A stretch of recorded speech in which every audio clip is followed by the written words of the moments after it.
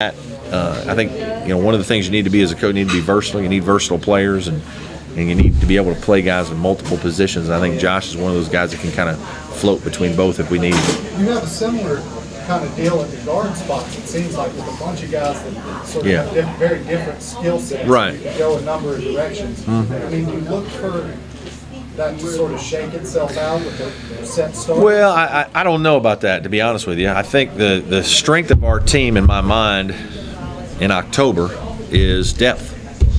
I think that we have, 10 guys that can play. And I don't know if our 1, 2, and 3 best players are better than other teams' 1, 2, and 3 best players.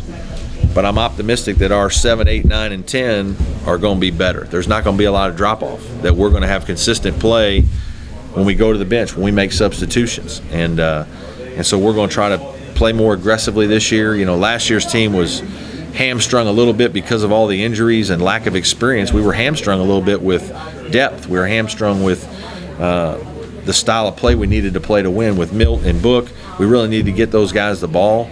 We need to play a little slower. We had to kind of pace ourselves and try to run a lot of set plays to get the ball inside and to give those guys touches. This year, I think we'll try to, pick up more full court. I think because of more numbers, because of better depth, I think we can pressure full court more like we did a couple years ago and get after teams like my first year. I think that'll be something that we can do a little bit differently. So I think we can play 10 guys in games and try to wear teams out. Who starts, who comes off the bench, how the minutes go. It's still too early to tell with all that. The one thing that I like about our team is there's going to be competition for position. If you don't play well, if you don't do what you're supposed to do, some other guy will take your spot, and we'll just plug him in and see what he can do. And we have guys that can do some different things, and so I do think that we'll get it figured out. It might be week to week, game to game, day to day, until a guy snaps back out of it.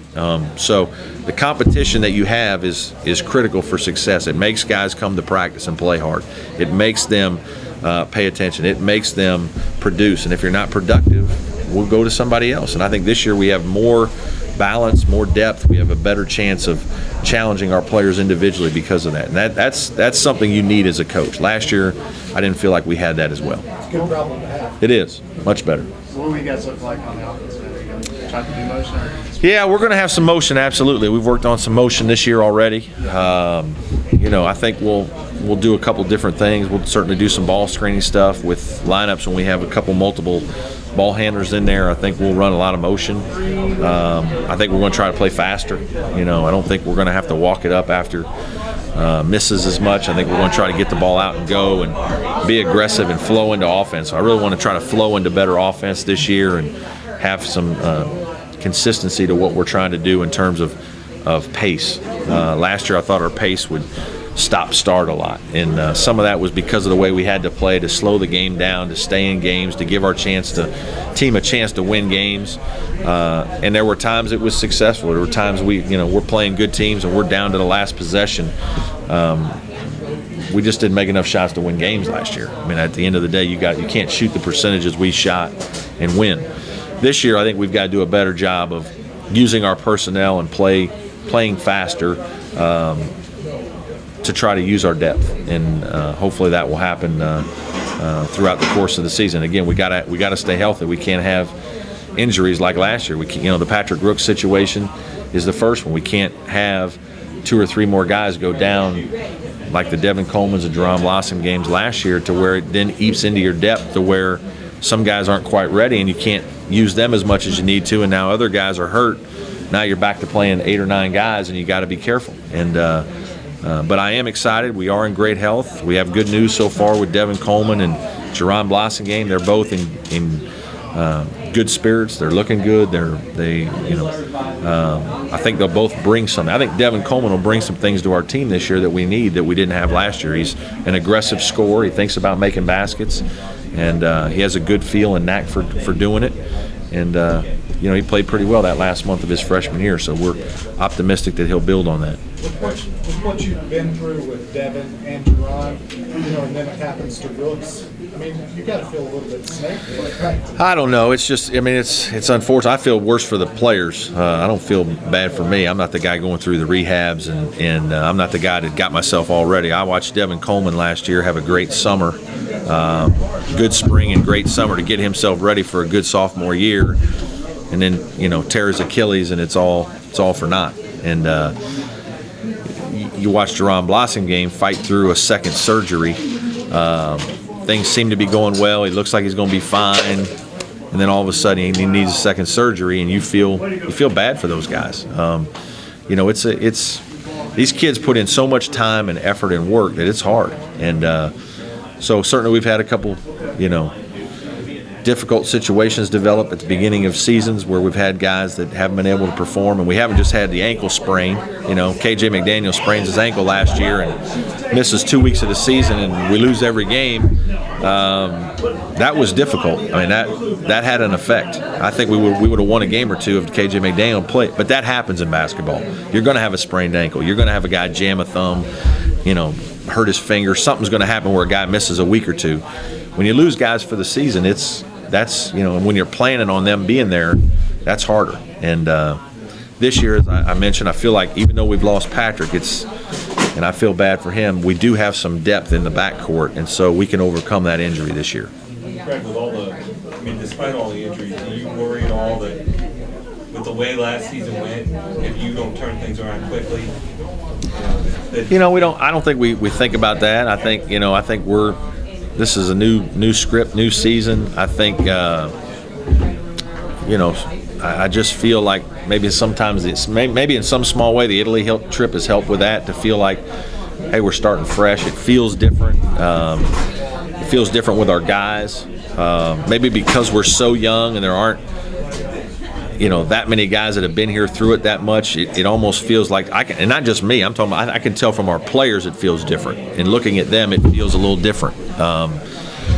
But, we're going to miss Milton Devin's size now. Those were two big, strong, older players. I mean, 6'8", 240, and 6'9", 225 that had 100 games of playing.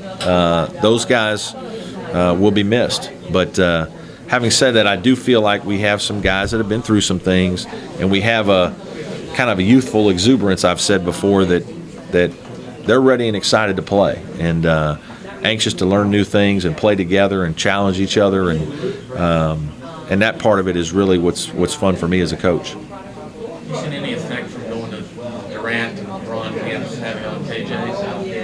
Already self-confident. Maybe a little bit. Not. KJ's not an ego kid at all. He's not a guy that walks around like he's the man. He's just not that way. He's a very soft-spoken, nice guy that makes everybody feel well, and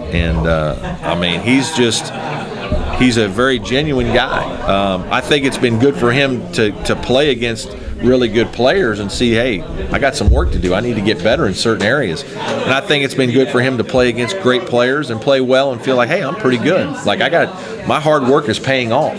And he's worked really hard the last 2 years. He puts in a lot of time in the gym, and he wants to get better. He's trying to get bigger and stronger physically. He looks different. He's clearly not the same player he was 2 years ago when we recruited him. And I'm really pleased with what he's done, and feel like he's going to make the next step as a player. Do you have that finisher from the backcourt yet, like it was a couple of years ago? I don't know. I think we're a little bit different. We got some guys that slice to the basket like he does. We got a couple guys I think that maybe are more shooters. DeMontes was special that way with his ability to finish in the open court. I had a kid at Wright State, Deshaun Wood, who was similar in that if he got the ball in the open court and he attacked the basket, he was going to score or get fouled. And it might only be twice a game. It might be 3 times a game, but those 4 6-point swings sometimes could be the difference in wins and losses. And that was one of his great strengths as a player. I don't know that we have a guy that's as good as he was at that yet, but we have a lot of different types of guys. How's Rod come along? Good. He's playing well. He's shooting the ball much better. you know, he's just kind of a consistent player. He just kind of does his thing. Very unselfish, knows what to do. He and KJ have both been good leaders so far. So I think he has, again, commands a lot of respect in our locker room. Both those guys are doing well. You have any info on an Uber yet?